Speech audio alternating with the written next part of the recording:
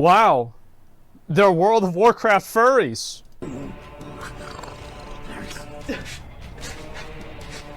Yeah, seems pretty normal to me.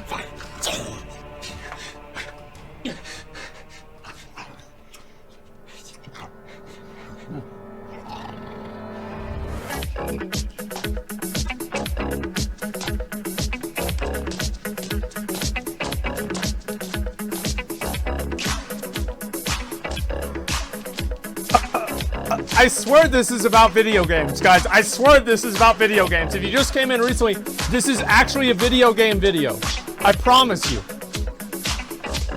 I promise you they're gonna get to the video games. Like, really, really soon.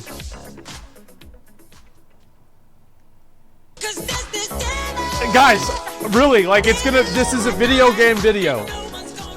I promise it's a video game video. Hey, what up, boys?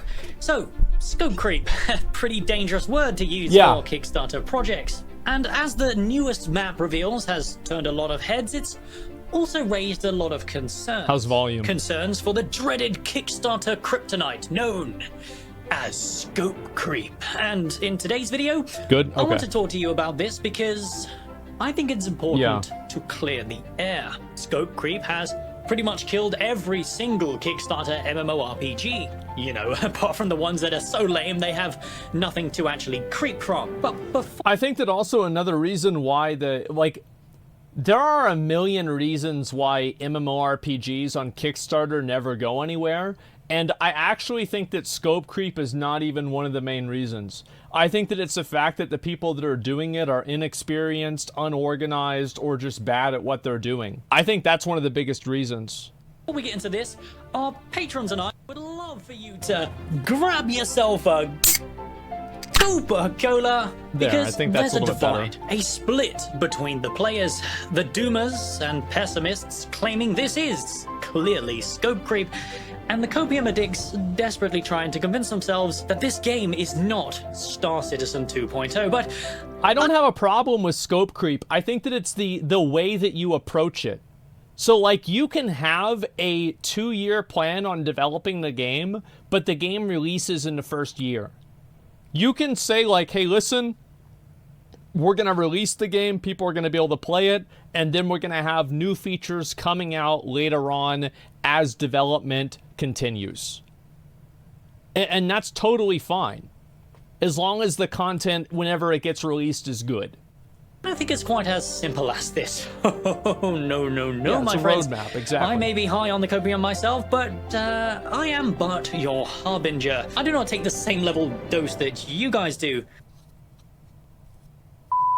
Because it wouldn't be right for someone of my professional standards to be high on the job, would it, lads? Now, of course not. With all that bollocks out of the way, let's begin, shall we? What is scope creep? So Here we go. what is scope creep?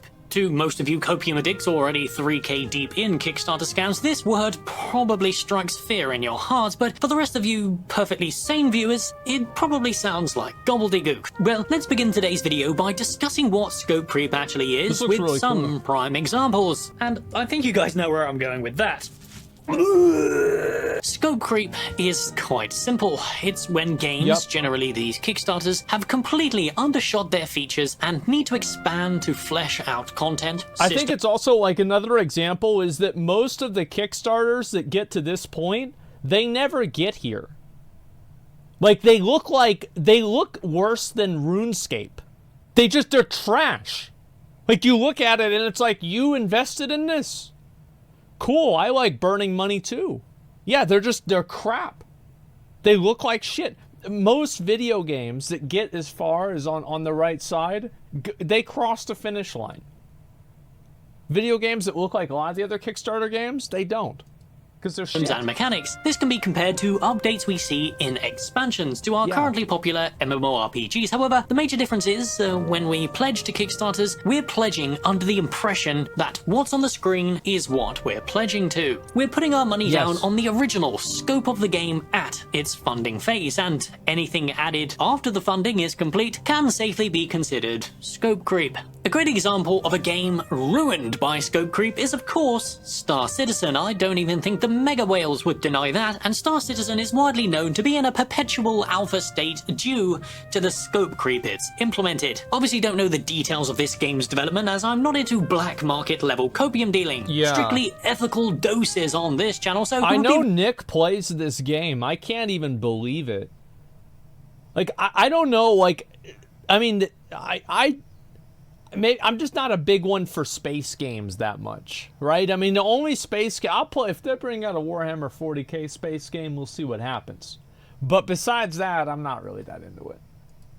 Wrong of me to make assumptions and guesses to what was actually expanded beyond the original concept of this game. Hey, maybe the trigger words in the title brought in a few of you Star Citizen cut boys in to enlighten us, but there is no denying a lot of parallels get made between Ashes of Creation and Star Citizen. However, the games are very, very different in terms of scope and obviously in terms of development time. Star Citizen started 10 years ago and is still in a state of falling through the world at every possible moment. And Ashes of Creation? Well, Ashes of Creation is basically vaporware, but it is important to note that... It's important also to think that, like, space games, by definition, have way more open-ended gameplay. So you can invent a bunch of extra bullshit with space games that you can't do in a fantasy game. I feel like whenever people play fantasy games, you want to see dragons, castles, swords, magic, and boats.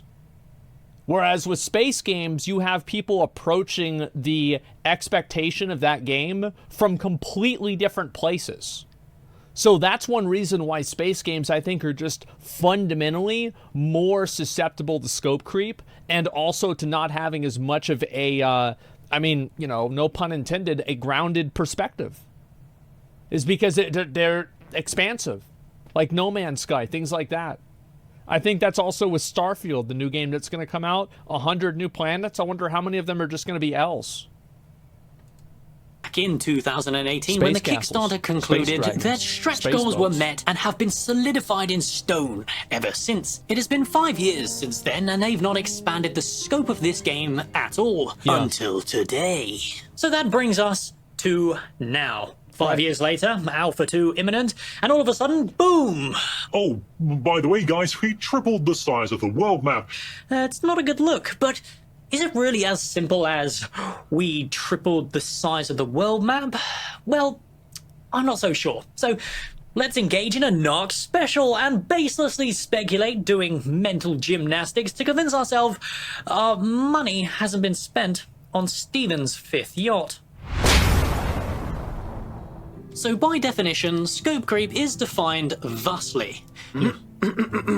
Scope creep, also called requirement creep or kitchen sink syndrome, in project management refers to changes, continuous or uncontrolled growth in a project scope at any point after the project begins. This can occur when the scope of a project is not properly defined, documented, or controlled. It is generally considered harmful and is related but not distinct from feature creep, because I also want to say that scope creep and things like feature creep, etc., like things like that, the other thing that they can do beyond just making the game unmakeable is diminishing and deteriorating the identity of the game so much that the game doesn't retain its original value to people. Now, I think that WoW has had that happen to an extent. Is that there's been so many feature and scope creep ideas with WoW. It's like, what is WoW nowadays? There's just so much to it. And there's so many things going on. And I think PoE has that happen too. There's just so many things happening constantly. It's overwhelming and it takes away from the identity of the game. Creep refers to features. Obviously, what are you, retarded? So does a map being increased in size 3 times over fall under this definition? Out of context to outside eyes, aka most people that are not indeed batshit insane, yeah, it probably does. However, I'm here to explain why it's actually not, and this isn't just— Well, they made the map 3 times bigger, but didn't they actually say that the amount of land mass was only doubled? So I think that they probably redefined what the naval aspect of the game is, and they resituated the map around the naval aspect being larger. It's only doubled.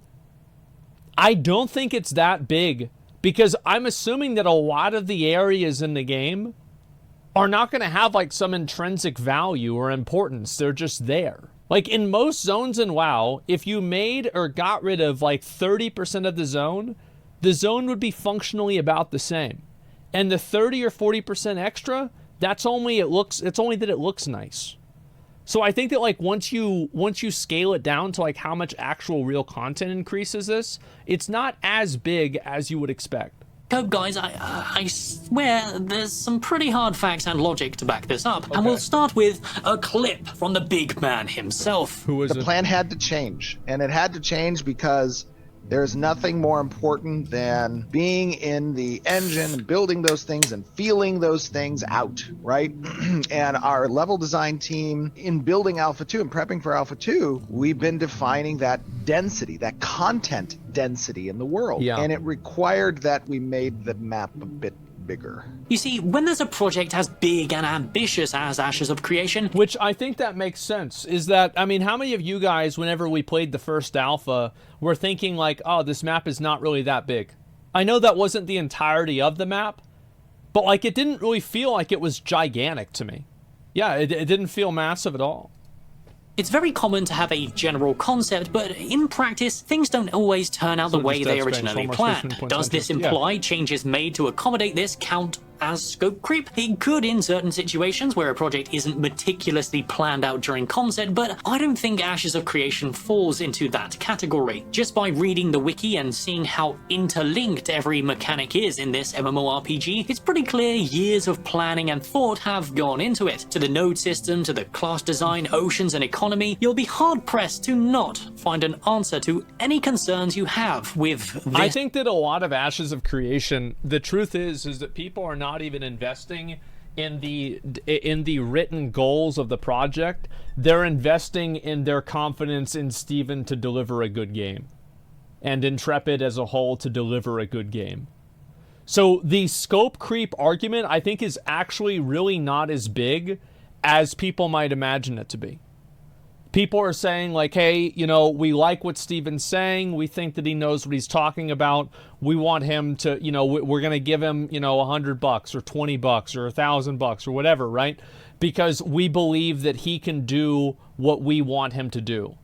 Like everything else is all details, because they're effectively saying, take our money and make the best decision that you can make for that money. Games design. You know, except balancing the 64 classes and meta guides sucking out the fun, or PvP griefing cannibalizing the game, or day one bottlenecking, or economy breaking exploits, or server stagnation and player population. But aside from all that, the game's going to be perfect. Of course. Right? Which brings us to why. Why did these changes occur? Well, first of all, the majority of the map size increase is affecting the size of the oceans. Most of this is obviously going to be flat nothingness, a staging ground for PvP, as they revealed this month that the open waters will indeed be open PvP. You're a great change, and one we'll be discussing in the next video, so I think it's good you too. Pathetic excuses for shipmates, scrub the decks, ring the bell, and make sure to check out my Patreon for additional content. The other major I think also another reason why it's good is because the only thing I'm worried about is that, and this is kind of one thing that happened with New World. I felt like New World had ideas like Azoth and corruption, and they warped the entire game around necessitating things about Azoth and corruption. Like, you had to use Azoth to craft, you had to use it to move around, you had to use it to respec, etc. I think it was actually change your abilities, I don't remember exactly. And you get to the point where, like, the tail is wagging the dog. And I do hope that with all of these different types of, like, you know, resource management and resource movement things, that it doesn't impact the average player's experience just moving and roaming around. Because I do not think that inventory logistics are good fun gameplay for most people. I think that it only becomes fun and interesting whenever you're talking about like large things like moving a cannon or moving a trebuchet or moving some sort of, like a boat to the ocean. Like that's, inventory management is not good content unless it becomes, like, for example, I think a great example of this, a lot of us, like, we're talking about like theoreticals, right? Like it's the logistics of like, okay, you just completely cleared the oil rig, big oil rig in Rust, and a team tried to fight you, you kill them. So what are you bringing back? And like, what do you want to take? What do you want to leave? We have to get there because they're coming back. So like that type of inventory management, I think is really cool, but like everything else is trash. Point of this is the density of the world. To put it simply, Steven explained after their initial testing, the world felt too compact. There just wasn't enough content in between the nodes to fit their planned content as they grew to village stage and beyond. It felt like an urban landscape, he exclaimed, and you can probably imagine what that means. Not having enough breathing room running from city to city within a matter of seconds would certainly feel odd for a fantasy MMORPG. But this reconsideration of scale was not enough to sate Steven's desire for godhood, for he would further bend the design to his will, reducing the total amount of nodes down from 103 to 85, freeing up... So like they're actually reducing the amount of content to make the world not seem as busy. Because you don't want a fantasy world that you're supposed to immerse yourself in seem like it is a conveyor belt of activities. A considerable amount of space that 23 nodes would have taken up. This, alongside the increased landmass, is a giant positive for the overall game's design. Not only are we getting access to a massive open ocean, but the trade routes for caravans, the space for dungeons, and the questing locations in the world all have enough space now to feel meaningful and immersive. However, does this increase in map size affect the time it takes for Ashes of Creation to land in our grubby little hands? Well, I think this rather... I feel like probably not. I feel like actually the land size increase probably doesn't increase the time as much as you might think. My assumption is that with Unreal 5 and a lot of these game engines is that you can have what effectively is like procedural or machine learning generation to make more trees or more desert or something like that. And yes, that will take time, and I'm sure it's not just that simple, but you're also counterbalancing that with them removing 20 different nodes, and each node has its own type of design, its own type of system, and like I'd say like square inch to square inch, obviously the nodes are going to be much more complex in terms of design than just making a more wide open area. So I actually think this, if anything, will be a neutral effect, and it could even make it faster. Controversial question has a rather controversial answer, and you know me, guys, I love me some controversy, so let's farm some dislikes by saying something nobody wants to hear. Okay.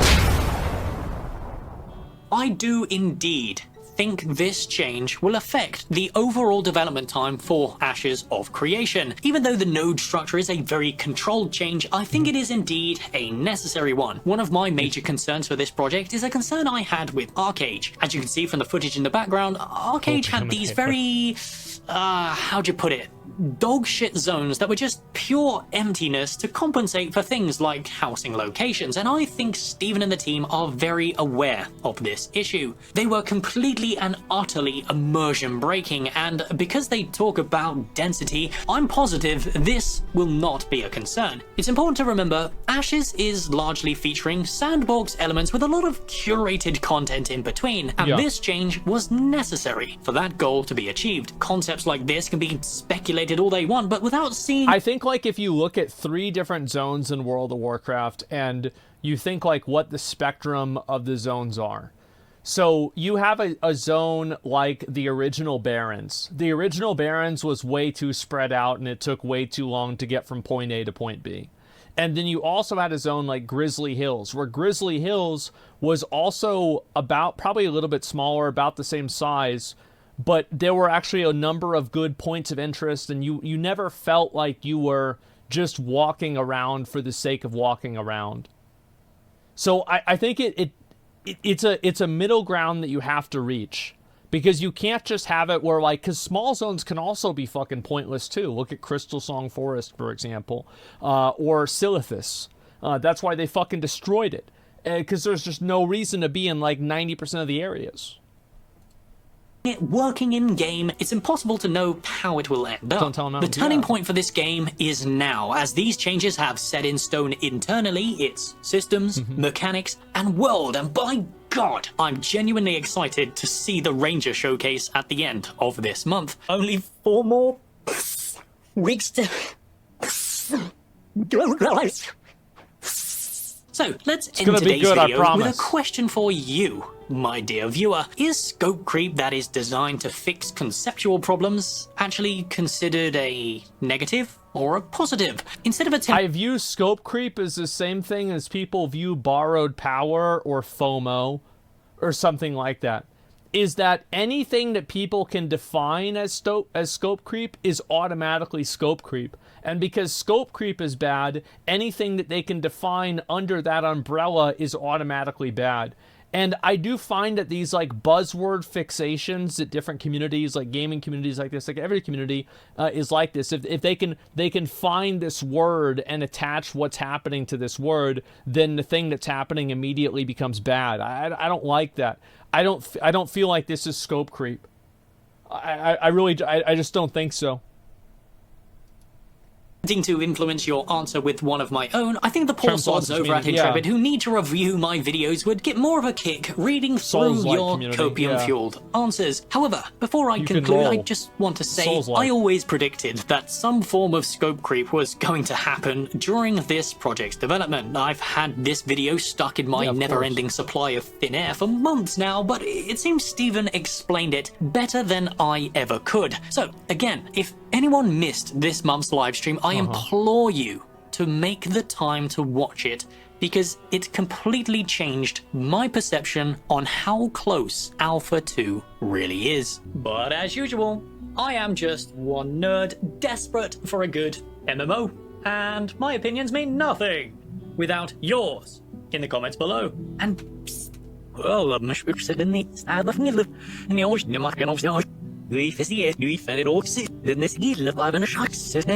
But Narc, you're bald, homeless, degenerate, you're blinded, and I say nothing but the truth. Pantheon is still better at every point. And to that I say, listen kid, if you think vague, unnecessary class changes during a PowerPoint presentation is showing off core mechanics, then you need to tell us where you get your supply from, because you're high on copium.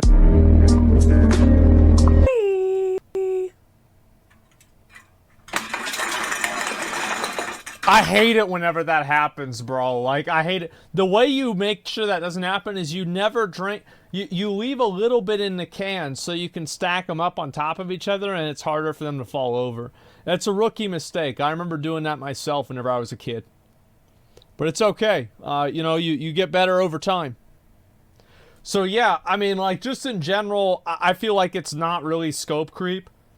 Any reasonable person could assume that they are going to change certain degrees of how they're going to approach the project.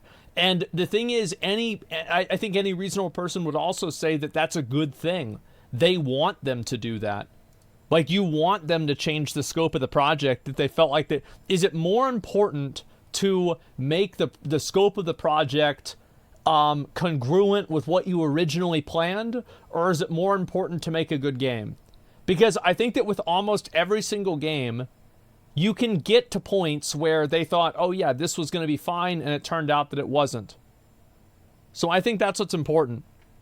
Let me go back over. I'm going to go ahead and link you guys this video. Yeah, there you go. I think these, I mean, again, Narc is like the only guy who's like consistently coming out with good Ashes of Creation videos. Thank God for that. I think that a lot of people are not really comparing Ashes to Pantheon. Pantheon is pretty much a dead game. I think that they're mainly comparing it to like existing games, World of Warcraft, Lost Ark, Final Fantasy, and also to the Riot MMO. Because MMOs are a very big time commitment. And because they're such a big time commitment, a lot of people don't have time to commit to multiple MMOs. So they want to make sure that they're playing the one that's the best. Now, I'm going to say, you can never do that. And it's an exercise in futility. However, that's what they're trying to do.